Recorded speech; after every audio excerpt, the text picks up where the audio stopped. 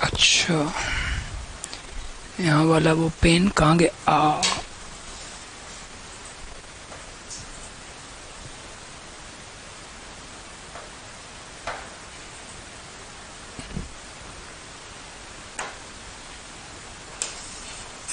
White से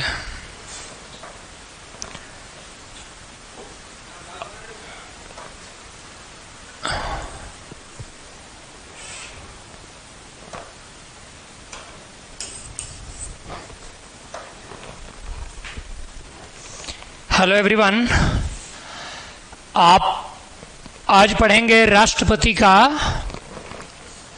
विधायी शक्तियां, लेजिस्लेटिव पावर्स। राष्ट्रपति की 7 शक्तियों के बारे में बात किया था मैंने, और कल एक पर बात हुई थी, कार्यपालिका संबंधी शक्तियां। राष्ट्रपति किसको किसको अपॉइंट करते हैं। अब आप देखिए, विधायी शक्तियां राष्ट्रपति का सबसे इंपॉर्टेंट मैटर। क्या? विधायी शक्तियां।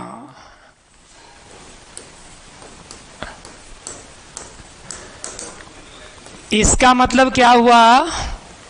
संसद में कानून बनाने में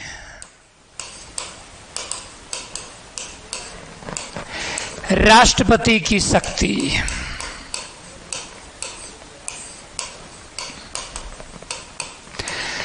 लेजिस्लेटिव पावर में, लॉ बनाने में, कानून बनाने में कितना पावर है भारत के राष्ट्रपति को। एक बात आप जान लीजिए कि भारत का राष्ट्रपति जितने भी पावर का यूज करेगा वो रियल में प्रधानमंत्री ही करते हैं, नाम होता है राष्ट्रपति का। लेकिन कोई पूछेगा कौन करता है, तो आंसर होगा राष्ट्रपति। विधायी शक्तियां में 7 पॉइंट्स है, ध्यान देना आप। पहली बात, नंबर 1, संसद के 7 बातें पार्लियामेंट के बारे में हम कर रहे हैं। 7 points centralised on the parliament, संसद पर केंद्रित 7 बातें याद रखना। पहली बात, संसद के सत्र या अधिवेशन, सेशंस ऑफ द पार्लियामेंट। संसद के कितने सत्र होते हैं? 7 पॉइंट। लेजिस्लेटिव पावर में 7 पॉइंट की बात करेंगे, सबसे बड़ा पावर है। और ये 7 पॉइंट्स कहां होते हैं? संसद में। तो सबसे पहले संसद की बैठक पर बात करते हैं। संसद की कितनी बैठक होती है? संसद की कितनी बैठक? जवाब दीजिए, जवाब दीजिए, मत जवाब दीजिए। चलिए, नंबर 1, बजट अधिवेशन। बजट सेशन हमेशा फरवरी से मई तक। बजट सेशन फरवरी से मई तक। हाँ, बबलू राजकुमार करेक्ट। 3 होता है सेशन। बजट सेशन फरवरी से मई तक। जून में नहीं चलता है सेशन, ध्यान से समझ लेना। भारतीय संविधान के बारे में बहुत गलत जानकारी आम लोगों को है। आपको नहीं बोल रहा, आप आम नहीं, आप तो खास हैं। बजट सेशन फरवरी, मार्च, अप्रैल, मई, 4 महीने का। जून में छुट्टी रहती है, इसको रिसेस कहते हैं। दूसरा, पढ़ाते समय एक बात याद रखना, क्लासरूम में जो ज्यादा जवाब दे रहा है वो बेवकूफ है। समझदार साइलेंट रहते हैं और सीधे प्रॉब्लम रखते हैं, क्योंकि जो आपको आता है वो तो आपको आ ही रहा है, आपको हमसे ले लेना है। समझ रहे बात आप? हाँ, रेड वाला नहीं दिख रहा? अच्छा, 1 मिनट, रेड वाला नहीं दिख रहा। व्हाइट से ही लिखूंगा मैं।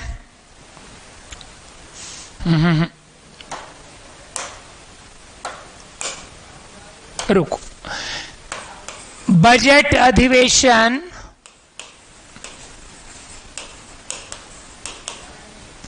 फरवरी से मई तक, बजट सेशन फरवरी से मई तक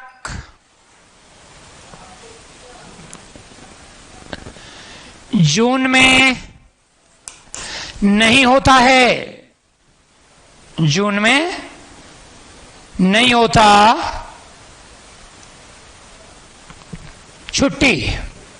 दूसरा, मॉनसून सेशन या मॉनसून अधिवेशन जुलाई से लेकर सितंबर तक। मतलब ये हुआ कि अक्टूबर में फिर छुट्टी, आराम करते हैं। बोर्ड व्हाइट कीजिए भाई, जरा बोर्ड को व्हाइट कीजिए, बोर्ड को कर दीजिए पप्पू जी।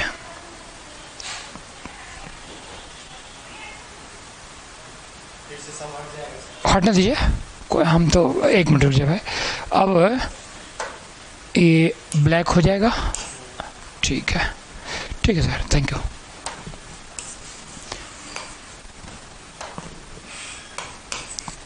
तो बजट अधिवेशन फरवरी से मई, जून में नहीं। दूसरा, मॉनसून अधिवेशन, मॉनसून सत्र जुलाई से सितंबर,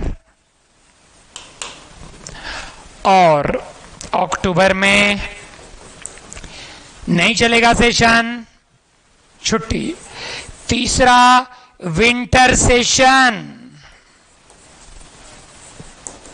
शीतकालीन सत्र,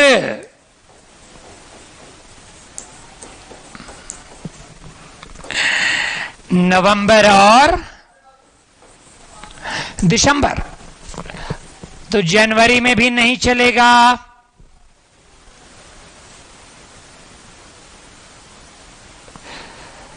GS Khan, don't make rule. I know what I have to do and that I am doing.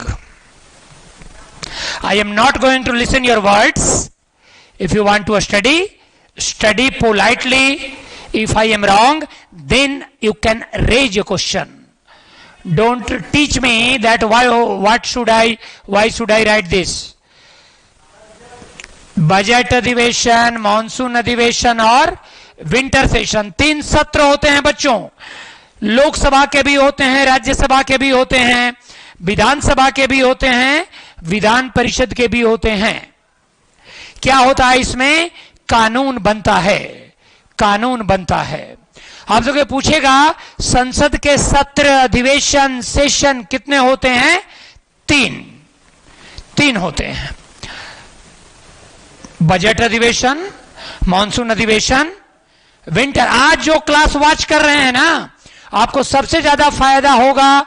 देखिएगा लास्ट में आप 7 बातें पढ़ा लेने दीजिए, फिर आपको लगेगा कि जानकारी बढ़ी या जानते हैं आप, तो रिवीजन। अब सवाल यह है कि कब कब सेशन नहीं चलता है। क्लियर? जून में नहीं चलता, अक्टूबर में नहीं चलता, जनवरी में नहीं चलता। तो हम थोड़ी देर में आपको पढ़ाएंगे कि अध्यादेश पर बात करूंगा, 5वें पॉइंट पर आएगा। तो ये हो गया सेशन। अब दूसरा पॉइंट, ये पहला पॉइंट हुआ लेजिस्लेटिव पावर का पहला पॉइंट, हुआ। अब दूसरा में आना, राष्ट्रपति संसद के सत्र को बुलाता है। रुकिएगा,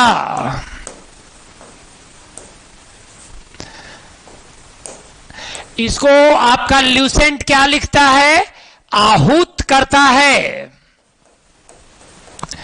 देखिए, आहूत संस्कृत वर्ड है, आवाहन करना, मंत्रों का आवाहन, देवताओं का आवाहन, दुर्गा पूजा में मां दुर्गा का आवाहन, तो शुद्ध शब्द आहूत है। लेकिन आप इसको याद मत रखिएगा, आप प्रचलित शब्द याद रखना, बुलाना, और अंग्रेजी याद रखना है तो समन्स, और अंग्रेजी चाहिए तो कॉल्स। क्या मतलब? प्रेसिडेंट समन्स, राष्ट्रपति संसद के तीनों सेशन को इनवाइट करते हैं। समन मतलब कॉल्स, बुलाते हैं। दूसरी बात, राष्ट्रपति सत्र का अंत करते हैं। इसको अंग्रेजी में कहते हैं प्रेसिडेंट प्रोरोग्स। इंग्लिश वालों प्रोरोग्स का मतलब एंड ऑफ सेशन। कभी कभी हिंदी इंग्लिश एक दूसरे से मिक्स होता है। हर सेशन का अंत भी करते हैं राष्ट्रपति। हिंदी आपकी लिखती है सत्रावसान, आपकी किताब क्या लिखती है? सत्रावसान, अवसान माने अंत। हम सिंपल भाषा लिखते हैं, सत्र का अंत करते हैं। प्रोरोग्स द सेशन, तीनों का एंड भी, तीनों को बुलाए भी, तीनों की समाप्ति भी। एक और बात, इसी में राष्ट्रपति लोकसभा को भंग करते हैं। राष्ट्रपति लोकसभा को भंग करते हैं। प्रेसिडेंट डिसॉल्व्स, लोकसभा 5 साल बाद भंग करते हैं। लेकिन ये सारी बातें प्रधानमंत्री के सलाह पर होती है, एडवाइस पर होती है, याद रहे। अंग्रेजी में president summons the parliament, president prorogues the parliament, president dissolves the Lok Sabha. याद रहे। क्यों लिखा मैंने लोकसभा, संसद क्यों नहीं लिखा? क्योंकि संसद में तो राज्यसभा भी आ जाएगी, राज्यसभा भंग नहीं होती। यहां संसद का मतलब क्या है? लोकसभा राज्यसभा दोनों। यहां संसद का मतलब क्या है? दोनों। लेकिन यहां लोकसभा का मतलब केवल लोकसभा, क्योंकि राज्यसभा भंग नहीं होता। Rajya Sabha is a permanent house. ये दो बातें हैं। मुस्कुराइए और तीसरी बात में आइए। तीसरी बात में बहुत इंपॉर्टेंट बात मैं आपसे करने जा रहा हूं। क्या? बहुत इंपॉर्टेंट बात, आपने सुना होगा, लिखिएगा। दोनों सदनों का संयुक्त अधिवेशन। आर्टिकल 108, मैं जानकारी दे दूं कि मैं सारे आर्टिकल प्रेसिडेंट के नेक्स्ट डे असेंबल कर दूंगा क्लास में। अभी कर लेते हैं।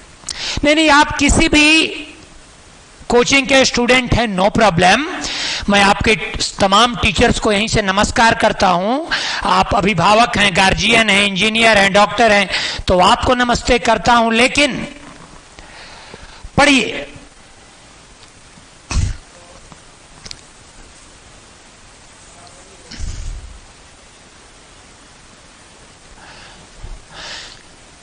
ज्वाइंट सिटिंग पर बात करने जा रहे।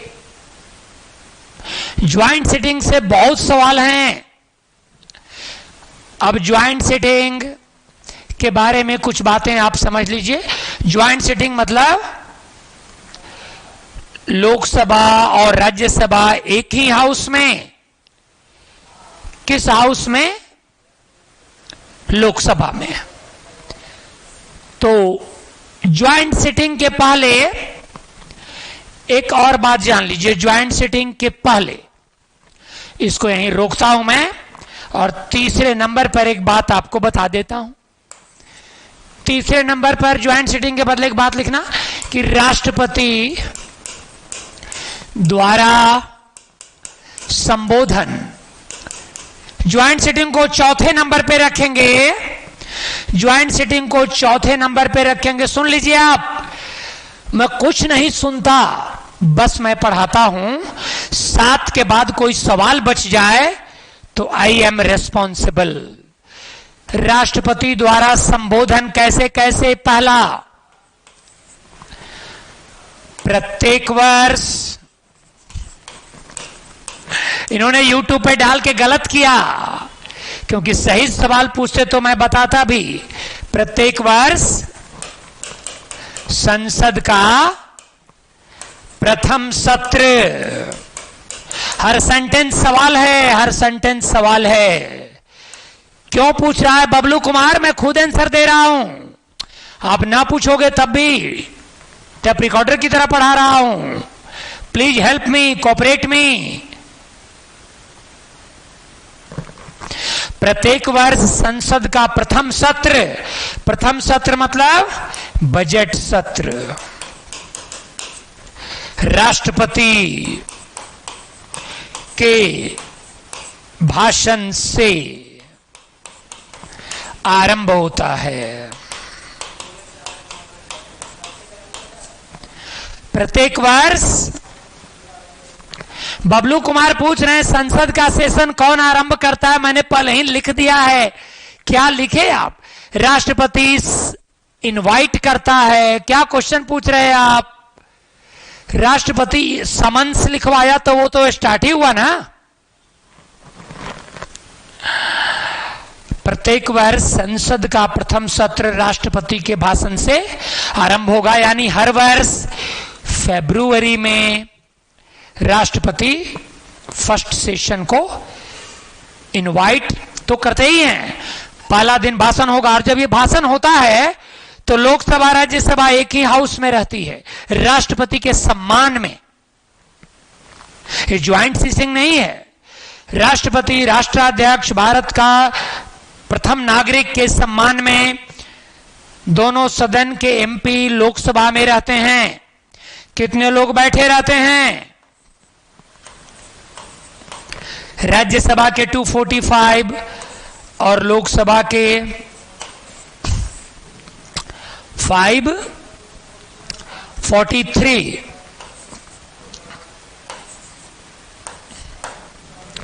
788 एमपी बैठे रहते हैं। 788 एमपी।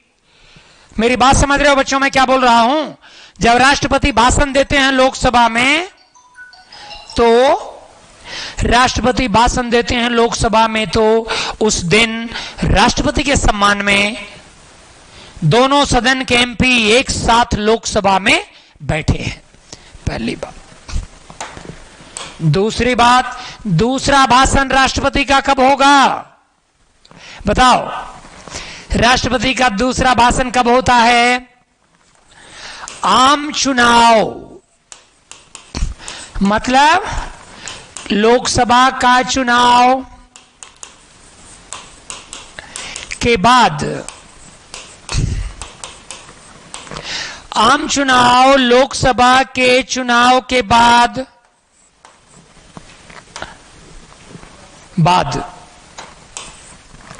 नवनिर्वाचित लोकसभा का प्रथम सत्र को राष्ट्रपति संबोधित करता है।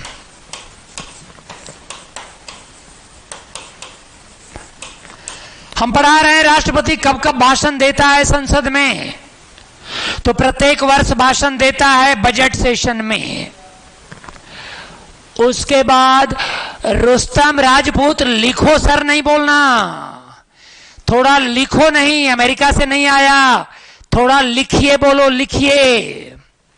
I know how to speak, I know how to behave with the teachers. Rustam Rajput, don't exceed your jurisdiction. Be polite, विनम्र बनो, आसमान की बुलंदियों तक जाओगे। लिखो नहीं, लिखिए, लिखिए।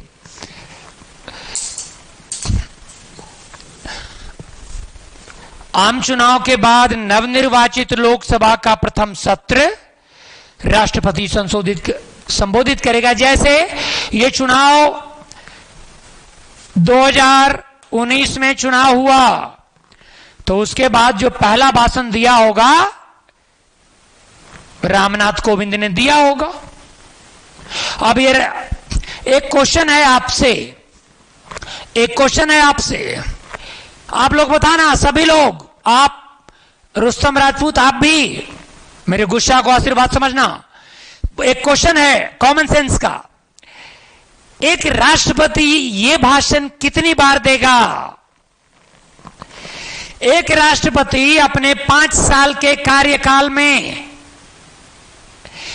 एक राष्ट्रपति, नहीं Rustam Rajput is my student, आप कुछ नहीं बोलिए, डांट मैं रहा हूं, मेरा ही बेटा है, अच्छा करेगा तो भला भी, डांटेंगे भी, but don't comment on others.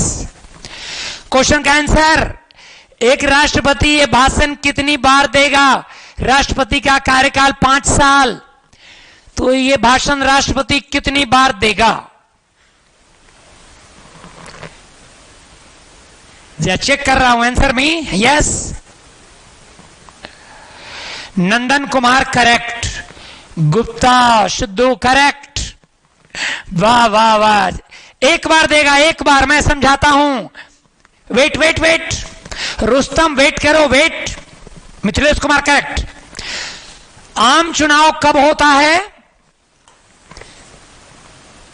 2004 में हुआ, फिर कब होगा? हुआ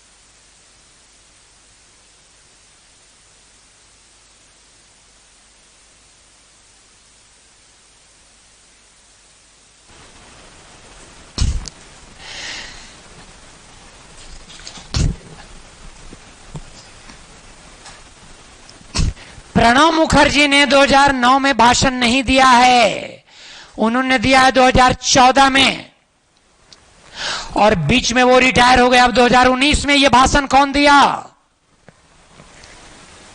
ऐसे समझो। प्रणब मुखर्जी ने ये भाषण दिया 2014 में, और यहां पर ये भाषण कौन दिया 2009 में, रामनाथ कोविंद। तो 2024 में क्या कोविंद भाषण देंगे?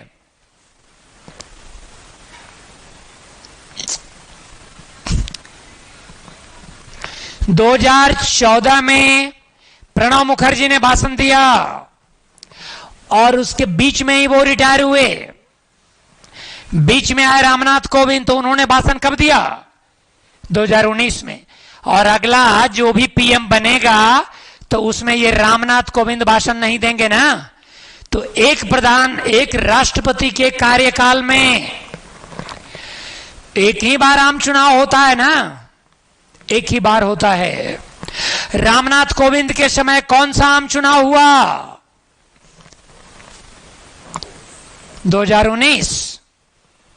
रामनाथ कोविंद के समय 2019 में हुआ, तो 2019 में उन्होंने भाषण दिया। 2014 में कौन भाषण दिया था? प्रणब मुखर्जी। और 2024 में कोई और देगा। क्या क्या पढ़े आप? पहली बात, संसद के सत्र। 3, बजट, मॉनसून और विंटर। फिर क्या पढ़े?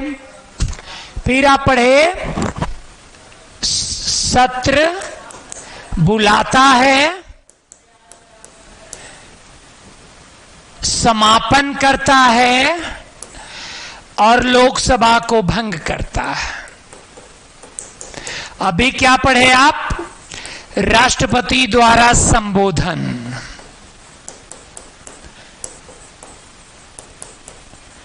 कब कब? प्रत्येक वर्ष बजट सेशन के बाद और आम चुनाव के बाद। 4th point, joint sitting.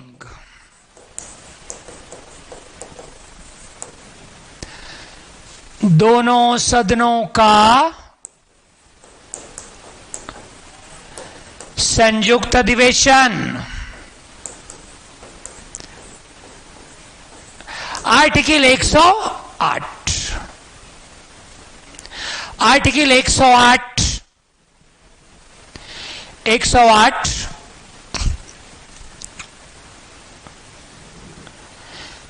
नाम है मेरा कमल नयन शर्मा।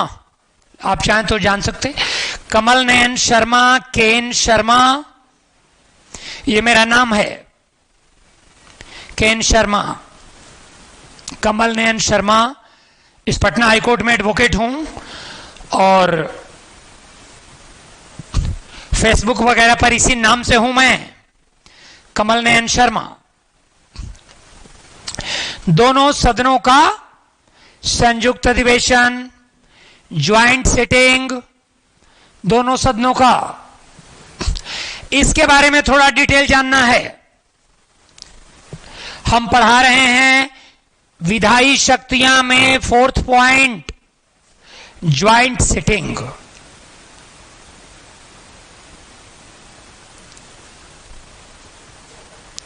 अब पहली बात, ज्वाइंट सिटिंग क्यों बुलाया जाता है? जब कोई विधेयक, बिल लोकसभा से पास हो गया और राज्यसभा से नहीं पास हो रहा है तो रुक गया। तो आप कैसे इसको लिखेंगे? किसी विधेयक पर असहमति होने पर, किसी विधेयक पर असहमति या मतभेद होने पर दोनों सदनों के गतिरोध को दूर करने के लिए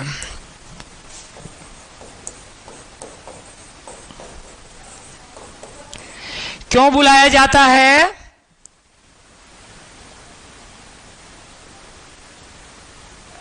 एक मिनट बबलू कुमार रुको। हमने क्वेश्चन पूछा था वो आप समझे? हम पूछे हैं वो आप गलत लिख रहे हैं कि राष्ट्रपति बबलू कुमार रुको, मैं सुन लिया। राष्ट्रपति आम चुनाव के बाद जो संबोधित करता है, आम चुनाव के बाद वो कितनी बार करता है? 6 बार होगा। अरे कुल आप 6 लिख रहे हैं, मैं ये नहीं पूछ रहा। आप डिमेरिट की तलाश में है, लग रहा है कि पॉजिटिव बन के पढ़िए। पाला वाला नहीं पूछा, बजट सेशन मैंने नहीं पूछा। मैंने पूछा कि राष्ट्रपति आम चुनाव के बाद जो एक भाषण देता है वो कितनी बार देता है? तो एक ही बार देगा ना कि 6 बार देगा? अरे हर साल वो बजट वाला भाषण देता है, ये मैंने नहीं पूछा। मैंने पूछा कि आम चुनाव, लोकसभा के चुनाव के बाद जो पहला सेशन का भाषण है राष्ट्रपति का, वो कितनी बार देगा एक राष्ट्रपति? 1 बार। ठीक है ना? हाँ ठीक है, थैंक यू। अब क्यों हो रहा है? किसी बिल पर मतभेद हो गया तो दोनों सदनों के गतिरोध, डेडलॉक को दूर करने के लिए ज्वाइंट सिटिंग। 1 मिनट। सबसे पहले कौन बुलाता है ज्वाइंट सिटिंग? पहला सवाल। लोकसभा का अध्यक्ष संयुक्त अधिवेशन बुलाता है कि अध्यक्षता करता है। क्या समझे? लोकसभा का speaker of Lok Sabha presides. Bablu Kumar thank you, ठीक है। दूसरा पॉइंट, ज्वाइंट सिटिंग कौन बुलाता है? Speaker of Lok Sabha. लोकसभा के अध्यक्ष बुलाता है और दोनों सदन आ गए। अब दोनों सदन बैठे हैं तो ज्वाइंट सिटिंग का अध्यक्ष कौन होगा? बुलाता नहीं है, अध्यक्षता करता है, बोल रहा हूं। अध्यक्षता करता है ज्वाइंट सिटिंग। अध्यक्षता यानी लोकसभा राज्यसभा में सभी एमपी बैठे हैं तो अध्यक्ष कौन है? Speaker of Lok Sabha. याद रखना एक और बात, लोकसभा के अध्यक्ष को क्या बोलते हैं? अध्यक्ष या स्पीकर। और राज्यसभा के अध्यक्ष को क्या बोलते हैं? सभापति और या चेयरमैन। याद रहे, लोकसभा वाले को क्या बोलते हैं? नहीं समझ में आ रहा है तो रहने दीजिए, छोड़ दीजिए, मत पढ़िए। लोकसभा के स्पीकर को क्या बोलते हैं? अध्यक्ष। और अंग्रेजी स्पीकर। राज्यसभा में जो उपराष्ट्रपति होते हैं उनको क्या बोलते हैं? सभापति, चेयरमैन। हम बोल रहे हैं ज्वाइंट सिटिंग बुलाता कौन है?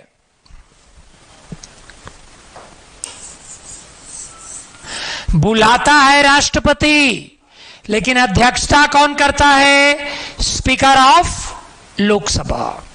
अध्यक्षता कौन करता है? Speaker of Lok Sabha. अब आज तक इंडिया में, आज तक कितनी बार ज्वाइंट सिटिंग हुआ, इस पर बात करते हैं। 3 बार हुआ, लिख लो, 3 बार, 3 टाइम्स। कौन कौन 3 बार?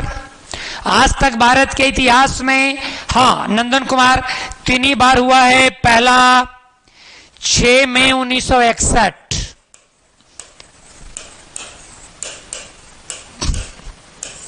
6 मई 1961 को हुआ डॉरी प्रोहिबिशन बिल, दहेज निवारक विधेयक पर, दहेज निवारक विधेयक पर हुआ, दहेज निवारक विधेयक पर, ये दहेज निवारक विधेयक, डॉरी प्रोहिबिशन बिल। अच्छा, अब ये एक क्वेश्चन और आता है कि उस समय प्रधानमंत्री कौन थे? नेहरू जी थे, आप जानते हैं। और उससे भी ज्यादा एक सवाल आता है, उसमें स्पीकर ऑफ लोकसभा कौन था? कौन था speaker of Lok Sabha? Ananth Sayanam Ayyangar. India में पहला ज्वाइंट सेशन कब हुआ था? पहला ज्वाइंट सेशन कब हुआ था बच्चों? 6 मई 1961 को। किस बात पर हुआ था? डॉरी प्रोहिबिशन बिल पर। प्रधानमंत्री थे नेहरू जी और speaker of the Lok Sabha Ananth Sayanam Iyengar. ये पहला। दूसरा,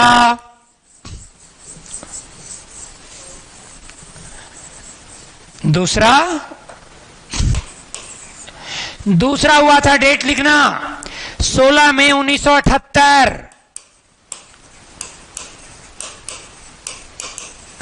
16 मई 1978 banking services commission, banking services commission, banking सेवा आयोग पर हुआ था। बैंकिंग सेवा आयोग उस समय कौन था? उस समय कौन था? 1978 है। जीवी मैवलंकर कैसे होंगे? अरे वो जानकारी मत दो अरुण मौर्य, जब जानकारी है तो बताओ यहां पर कौन था स्पीकर? चलो बोलो, I am waiting. Arun Maurya, thank you so much. But tell me who was the speaker of the Lok Sabha in 1978? कोई बात नहीं बच्चे, के.एस. हेगड़े। के.एस. हेगड़े। अरुण मौर्य, अच्छा फखरुद्दीन, क्या जवाब दे रहा है तुम? लोकसभा का अध्यक्ष का नाम फखरुद्दीन कब हो गए?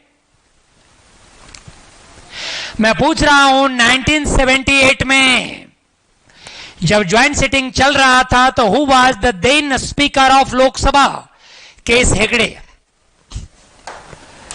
तीसरी बात, तीसरा ज्वाइंट सिटिंग कब हुआ? लिखो, तीसरा 26 मार्च 2002।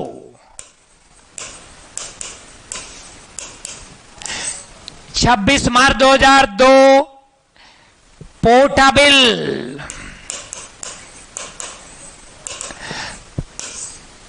पोटा बिल पर, एक मिनट, 78 में प्रधानमंत्री कौन थे? मोरारजी भाई देसाई।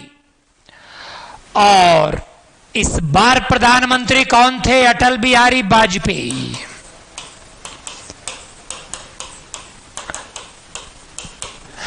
और इस बार कौन थे स्पीकर? पीएम सईद।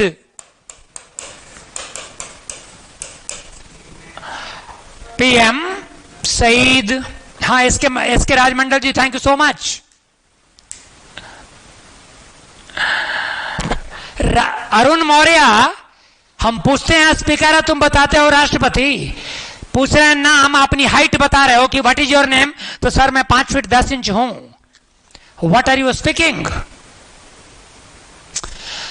आपको जानकारी है कि आपकी ऊंचाई कितनी है? या टीचर ने पूछा कि what is your good name, तो यही बोलेगा कि सर 5 फीट 10 इंच। कोई बात नहीं, यू आर एक्सेलेंट पीपल। राष्ट्रपति हम पूछ ही नहीं रहे, तुम राष्ट्रपति बता रहे। क्वेश्चन केवल स्पीकर से आएगा। Who was the speaker? PM Sayeed. तो ये ज्वाइंट सिटिंग समाप्त हुआ। 4 बातें, 3 बातें और करेंगे फिर छोड़ेंगे, तब लेजिस्लेटिव पावर समाप्त होगा। बाकी के 3 कौन बातें हैं मैं बोलता हूं। 5वें नंबर पे आना, 5वें नंबर में आना, 5वें नंबर पे आ जाओ। धन विधेयक। लेजिस्लेटिव पावर की 7 बातों में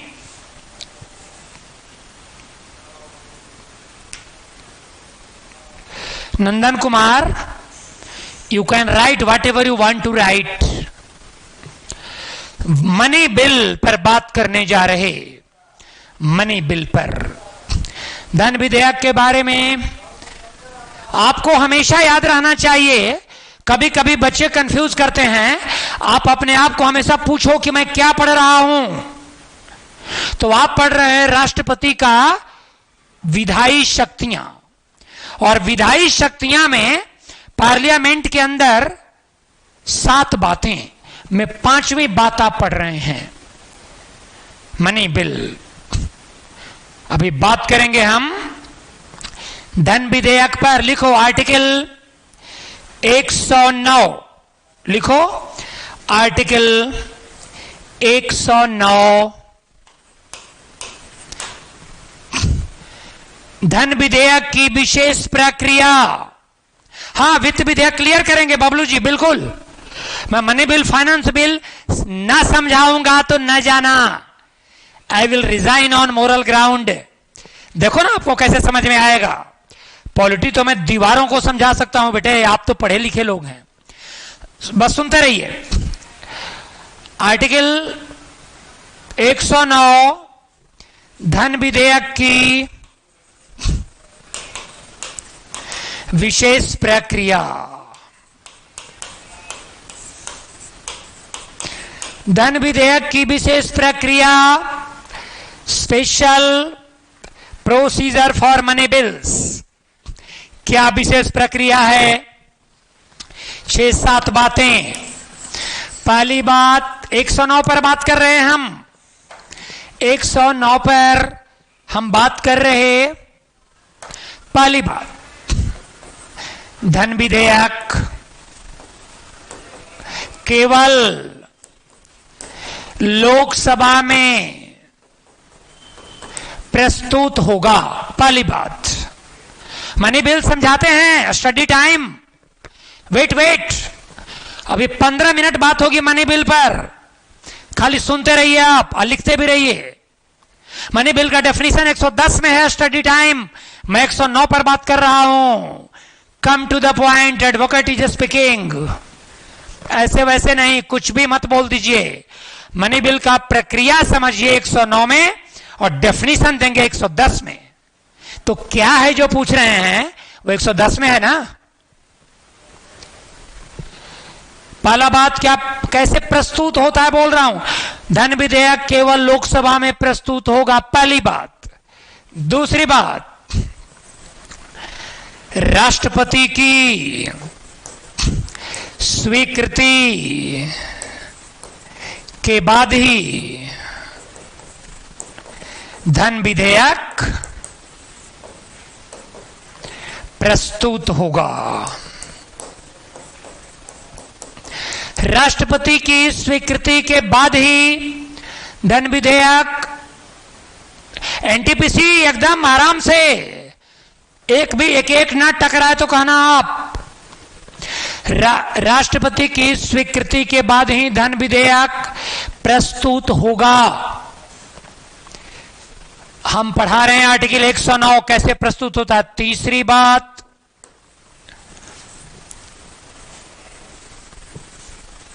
अब जो तीसरा लिख रहा है वो भी एक सवाल है एग्जाम का, देखना। कोई विधेयक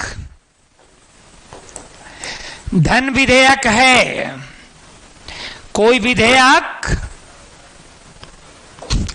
धन विधेयक है अथवा नहीं, इसका निर्णय लोकसभा का स्पीकर करेगा? बहुत बार पूछा गया।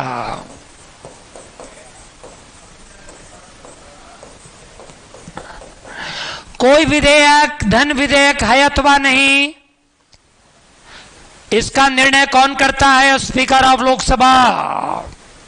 इंग्लिश वालों, whether a bill is money bill or not, it is decided by Speaker of the Lok Sabha. Fourth point,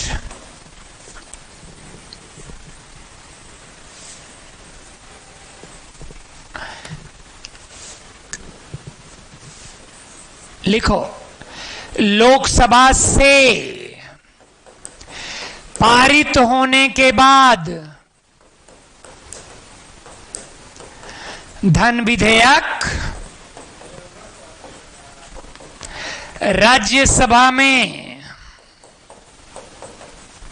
भेजा जाता है।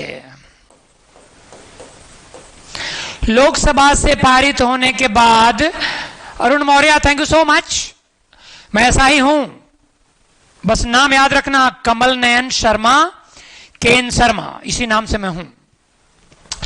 लोकसभा से पास होने के बाद धन विधेयक कहां पहुंचा? राज्यसभा में। अंग्रेजी वालों, money bills are transmitted to the Rajya Sabha after passing by the Lok Sabha. आगे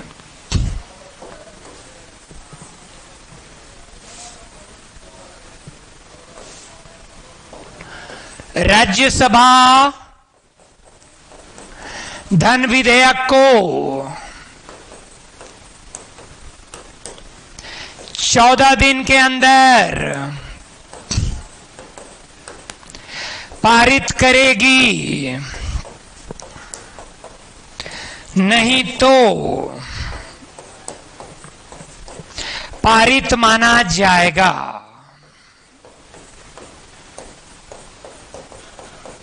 नहीं तो पारित माना जाएगा। राज्यसभा धन विधेयक को 14 दिन के अंदर पारित करेगी। धन विधेयक को 14 दिन के अंदर पारित करेगी, और अगर नहीं भी पारित करेगी तो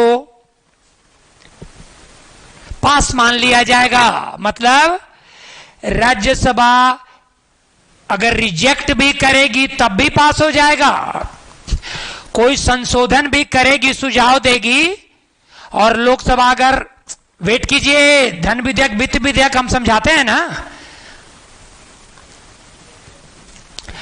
अब रुकिए, लौटाएगा और लोकसभा जैसा चाहेगी उसी रूप में पारित करेगी। आगे अब आइए, आर्टिकल 110 धन विधेयक कहते किसको हैं? लिखिए, आर्टिकल 110 धन विधेयक की परिभाषा।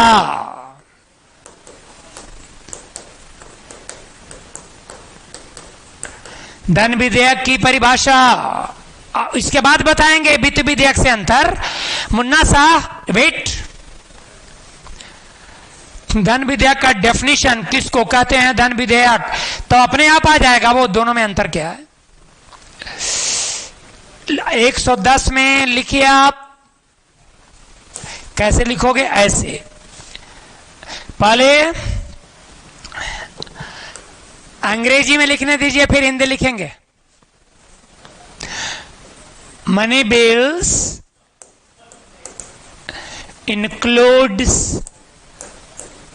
money bills includes taxes, तुरंत हिंदी लिखता हूं, borrowings,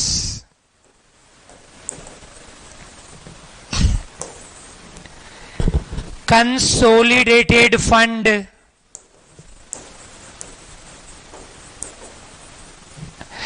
contingency fund,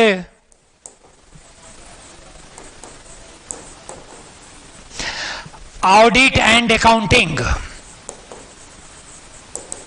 audit and Hindi. धन विधेयक का संबंध है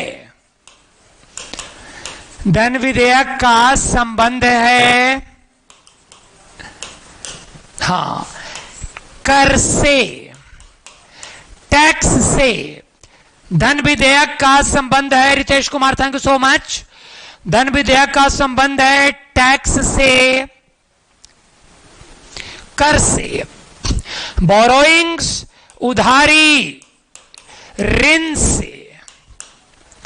बोरोइंग्स, उधारी। अरुण मौर्य, वैसे नहीं होगा जैसे आप कह रहे हैं, रटा रटाया मत बोलिए। देखिए ना, हम समझाते हैं। क से छ तक क्या पढ़ा रहे हैं आप, लिख दिया पूरा और आप क ख ग कर रहे हैं। सीधे डायरेक्ट समझिए, एबीसीडी नहीं। टैक्स से, लोन, ऋण से। आप रटे हुए हैं अरुण मौर्य, उससे नहीं होना। Come to the practical example. संचित निधि से,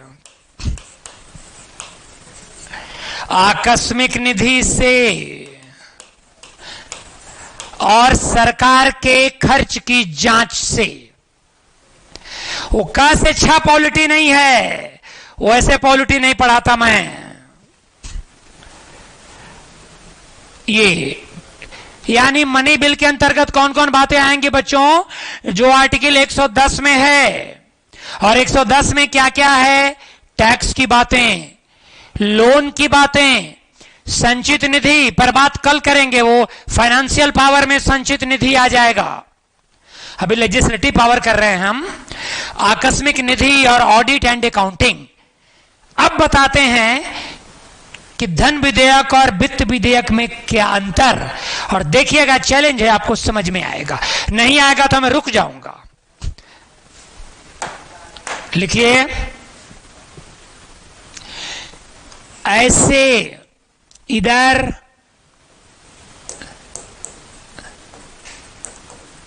इधर लिखिए धन विधेयक, और उधर वित्त विधेयक।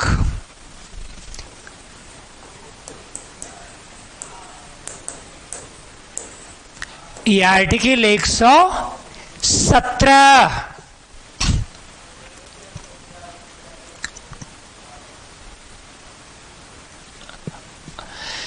ये आर्टिकल 109, 110। अब अंतर समझाते हैं।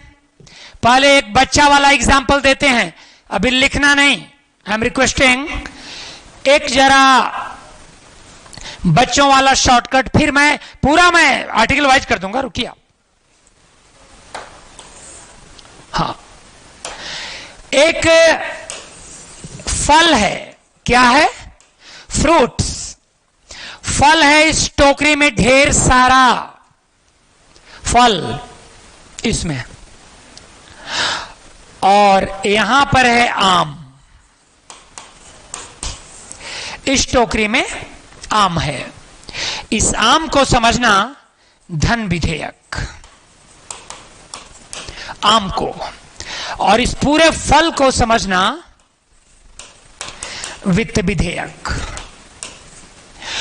फल है इस टोकरी में बेटे, फल है, फ्रूट्स, सभी तरह के फल, इनको कहते हैं वित्त विधेयक। और एक आम है, मैंगो, यह है धन विधेयक। मतलब क्या हुआ, सभी आम फल हैं, लेकिन सभी फल आम नहीं हैं। नहीं समझे आप, फिर से, सभी आम फल के अंतर्गत आते हैं, लेकिन सभी फल आम के अंतर्गत नहीं आते। I want your response, response दीजिए। क्या बोला मैं, ये फल है, कई तरह के फल, और सभी को मिला के कहते हैं वित्त विधेयक, समझिए। और एक आम है, आम, यह है धन विधेयक।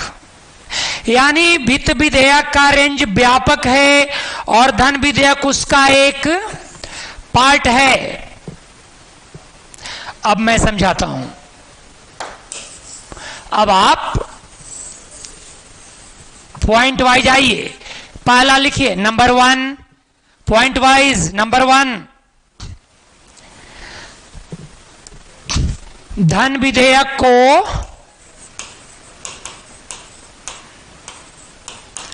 पारित करने की प्रक्रिया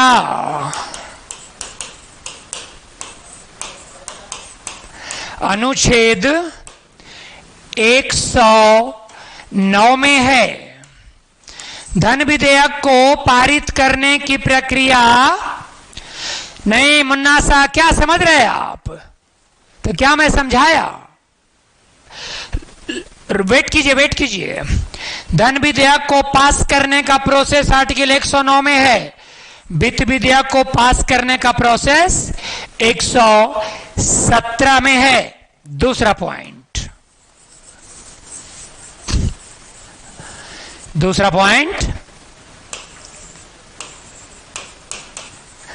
धन विधेयक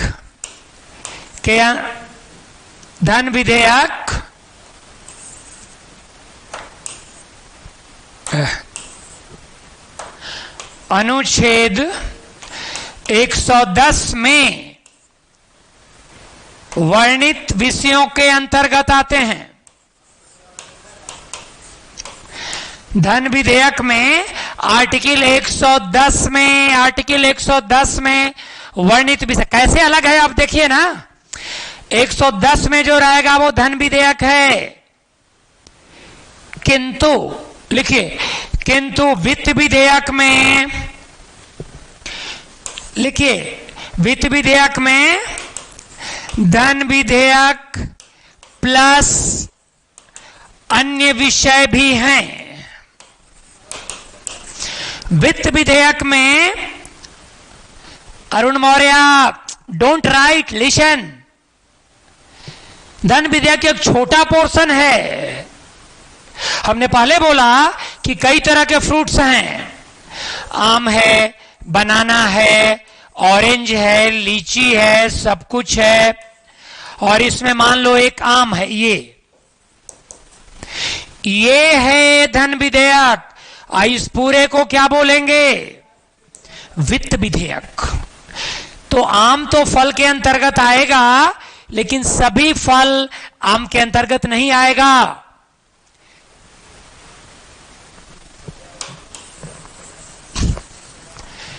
ये 110 के अंतर्गत है बस। और ये, हां जीएस खान बिल्कुल सही कि आम फल के अंतर्गत आएगा। सभी धन विधेयक तो वित्त विधेयक है, लेकिन सभी वित्त विधेयक धन विधेयक नहीं है। अभी और क्लियर क्यों?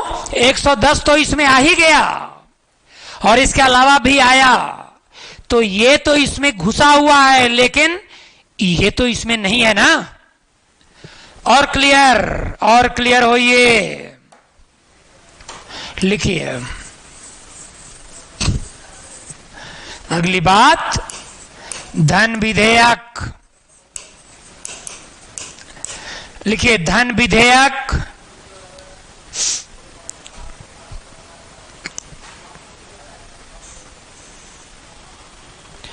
का विषय क्षेत्र, धन विधेयक का विषय क्षेत्र वित्त विधेयक की अपेक्षा कम है, सीमित है। वित्त विधेयक में तो कई तरह के फ्रूट्स हैं और धन विधेयक आम है, मैंगो। तो धन विधेयक का जो सब्जेक्ट है वो वित्त विधेयक की अपेक्षा कम है, सीमित है, छोटा है।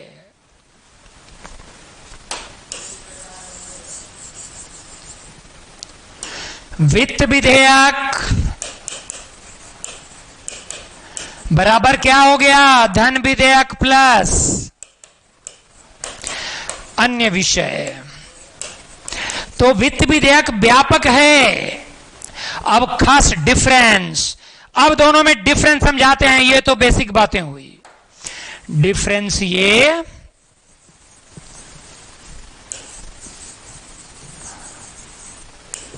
क्या? पहला डिफरेंस, केवल लोकसभा में पेश होगा। समझ रहे होंगे आप, धन विधेयक केवल लोकसभा में प्रस्तुत होता है और वित्त विधेयक किसी भी सदन में प्रस्तुत होगा। Arun Maurya, I am answering. अब आप देखिए अलग अलग है कि नहीं। ये लोकसभा में भी प्रस्तुत होगा और राज्यसभा में भी प्रस्तुत होगा। पहला डिफरेंस, धन विधेयक केवल लोकसभा में प्रस्तुत होता है और वित्त विधेयक लोकसभा में भी राज्यसभा में भी। दूसरा, राज्यसभा 14 दिन के अंदर पारित करेगी। राज्यसभा 14 दिन के अंदर पारित करेगी, 14 दिन के अंदर। लेकिन ये और नहीं करेगी तो पास माना जाएगा। अरुण मौर्य, नहीं करेगी तो पास हो जाएगा। लेकिन यहां देखिए आप,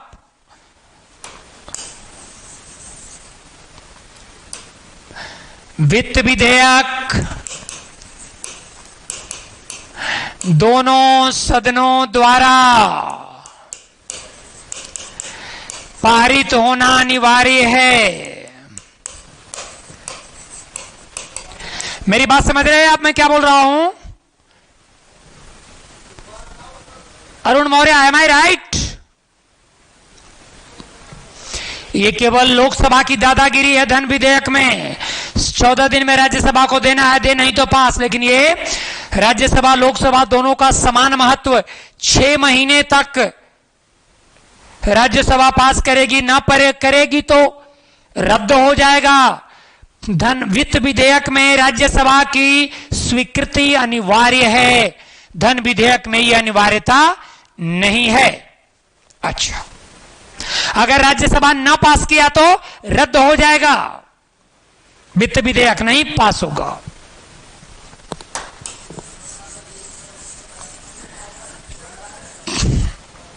यहां धन विधेयक पर ज्वाइंट सिटिंग नहीं होगा, संयुक्त अधिवेशन नहीं होगा। होता है ना कि किसी बिल पर असहमति है तो कर दीजिए, लेकिन ज्वाइंट सिटिंग नहीं होता है धन विधेयक पर। ज्वाइंट सिटिंग नहीं होगा और यहां ज्वाइंट सिटिंग होगा। यहां पर संयुक्त अधिवेशन बुलाया जाएगा। अरुण मौर्य, समझ में आ रहा? कह रहे थे क्या है सर धन विधेयक वित्त विधेयक? यहां पर ज्वाइंट सिटिंग होगा क्योंकि दोनों का बराबर महत्व है। और भी अंतर है, मुस्कुराते रहिए, मुस्कुराते रहिए। एक बार केन शर्मा, कमल नयन शर्मा से पॉलिटी पढ़ लीजिए, फिर क्वेश्चन बनाइएगा राष्ट्रपति का, ना बने तो मैं जिम्मेवार। अगला अंतर, धन विधेयक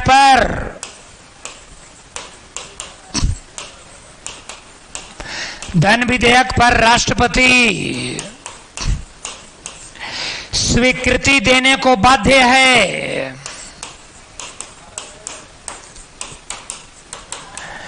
धन विधेयक पर राष्ट्रपति स्वीकृति देने को बाध्य है, वित्त विधेयक पर नहीं बाध्य है। यानी धन विधेयक को राष्ट्रपति एक बार लौटा नहीं सकता और वित्त विधेयक को लौटा सकता है पुनर्विचार के लिए एक बार, क्योंकि क्लियर है प्रेसिडेंट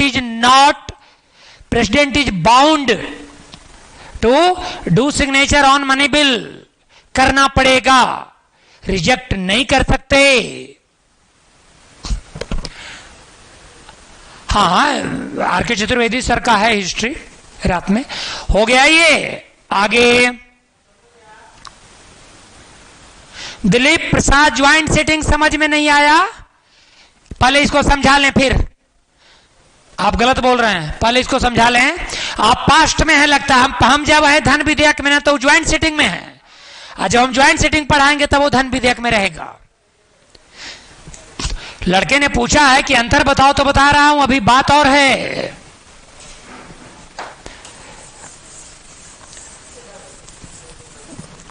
बात यह है कि धन विधेयक को राष्ट्रपति की सिफारिश के बाद प्रस्तुत किया जाता है, वित्त विधेयक को नहीं। एक मिनट, ये खत्म हुआ यहां पे। आपको ज्वाइंट सिटिंग समझ में ना आया? आर्टिकल 108 में लिखा हुआ है कि किसी बिल पर अगर असहमति हो जाए तो दोनों सदन एक में बैठेंगे, ज्वाइंट सिटिंग होता है। लेकिन मनी बिल पर ज्वाइंट सिटिंग नहीं होता है, क्योंकि मनी बिल पर लोकसभा का ही पावर होता है। यह बोल रहा हूं। दिलीप गुप्ता बोलिए, आप क्या नहीं समझे? संयुक्त अधिवेशन तभी होगा ना जब दोनों को बराबर पावर रहे। तो मनी बिल पर राज्यसभा को पावर ही नहीं है तो क्यों होगा ज्वाइंट सिटिंग? फाइनेंस बिल पर होगा ज्वाइंट सिटिंग। अरे लोकसभा को क्यों पावर है? लोकसभा से सरकार बनती है, लोकसभा को हम चुनते हैं, आम आदमी, इसलिए पैसा पर लोकसभा का ही पावर होना चाहिए ना, हाँ कि ना? यस। अब अगली बात, 5 बातें पढ़ चुके हैं आप, मैं घड़ी देख रहा हूं, टाइम है अभी। मुन्ना साहब रहने दीजिए, आप छोड़ दीजिए। हम कह रहे हैं, मुन्ना साहब फिर पूछ रहे हैं, हम कह रहे हैं कि एक बच्चा है, इस बच्चा को हम क्या कह रहे हैं? धन विधेयक। और ये ग्रेड है मानव का, इसी में बच्चा है, ये बच्चा है धन विधेयक। और मानव में तो सभी लोग हैं, एडल्ट हैं, ओल्ड पर्सन हैं। ये है वित्त विधेयक। अब भी नहीं समझे?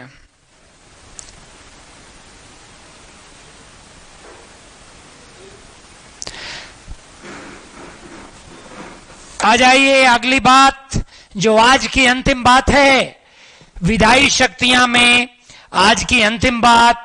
और हम बात करेंगे अध्यादेश पर। किस पर बात करेंगे? अध्यादेश, ऑर्डिनेंस, राष्ट्रपति का लिखिएगा, राष्ट्रपति का अध्यादेश।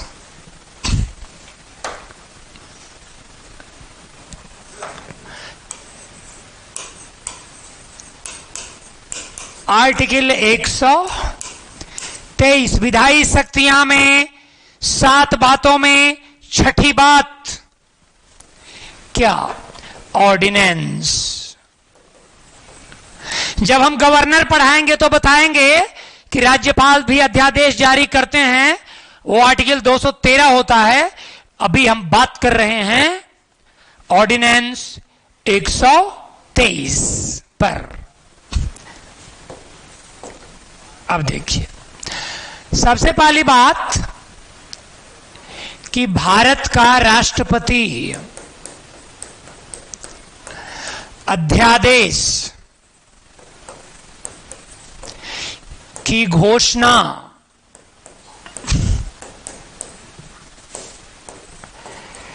केंद्र सरकार की स्वीकृति से करता है। जब संसद का सत्र छुट्टी में रहता है,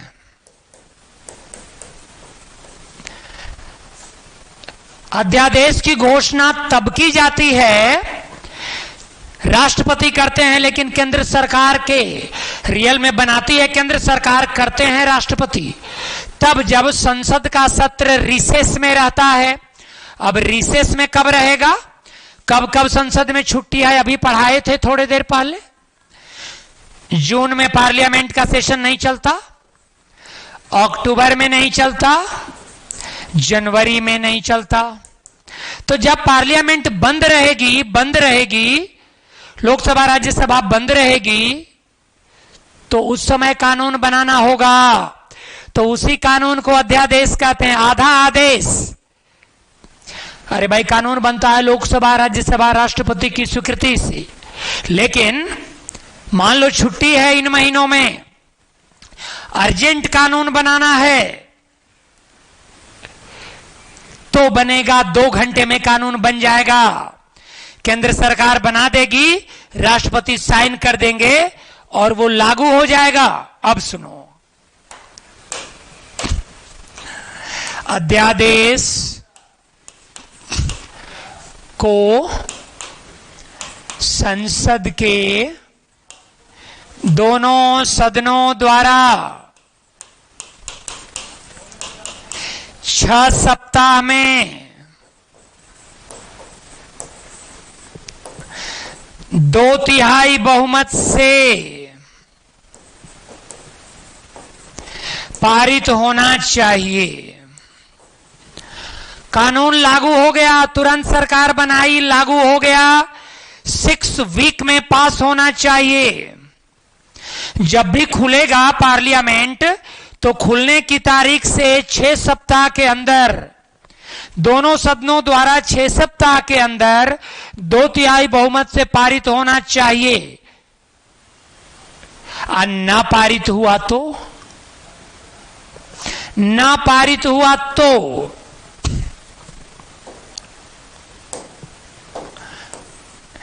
6 महीने के बाद रद्द हो जाएगा। ठीक से समझ लीजिए, 6 वीक में पार्लियामेंट उसको पास कर दे। मान लीजिए ना पास हुआ तो वो कानून कितने दिनों तक चलेगा, 6 महीने तक, उसके बाद रद्द होगा। 2 सवाल आएगा कि अध्यादेश कितने दिनों बाद पास न होने पर रद्द होगा, 6 महीने तक वो रहेगा। जैसे 3 तलाक, पहली बार वो रद्द हो गया था, बाद में बना है। प्रेसिडेंट अपने मन से कुछ नहीं करता बेटे, चंदन शर्मा, प्रेसिडेंट कुछ नहीं कर रहा। अभी एक और बात इसमें लिखना है। क्या? मान लीजिए लोकसभा से पास हो गया, लोकसभा से तो पास हो ही जाएगा ना, क्योंकि सरकार की बहुमत है लोकसभा में, और लग रहा है कि कल राज्यसभा से पास ना होगा तो राष्ट्रपति अध्यादेश वापस भी ले सकता है। वापस भी लेगा। राष्ट्रपति अध्यादेश वापस भी ले सकता है। बात समझ गए? ये ना तो वापस लेता है ना तो घोषणा करता है। जैसे लैंड एक्विजिशन बिल, भूमि अधिग्रहण अधिनियम, बहुत गलत किया था उस समय नरेंद्र मोदी ने। लोकसभा से पास हुआ, राज्यसभा में गिरने जा रहा था, अगले दिन न्यूज आया, राष्ट्रपति प्रणब मुखर्जी अध्यादेश को वापस लेते हैं। काम वापस का भी केंद्र सरकार ही करेगी, लेकिन नाम किसका होगा? राष्ट्रपति का।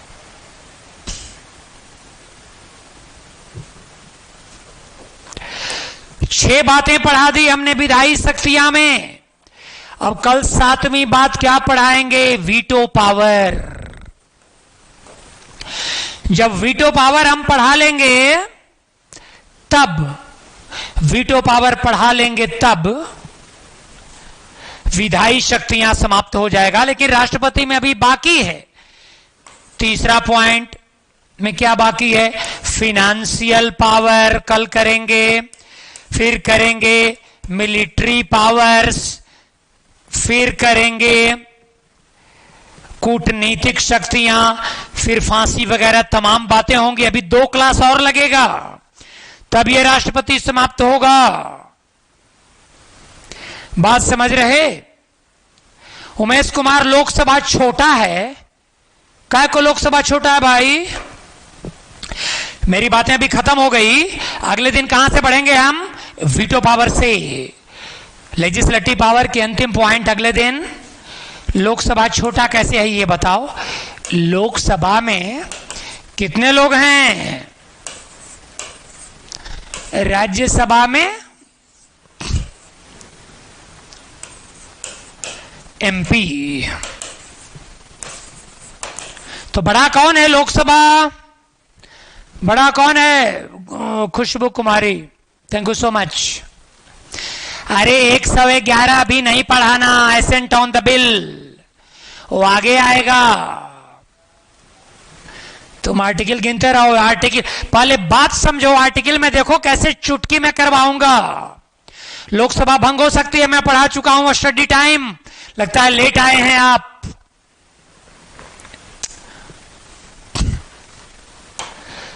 आज यहीं तक। माय नेम इज केन शर्मा, मेरा नंबर 9308613966।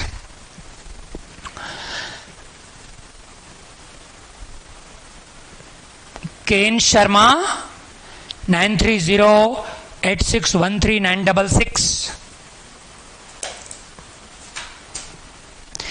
KN शर्मा।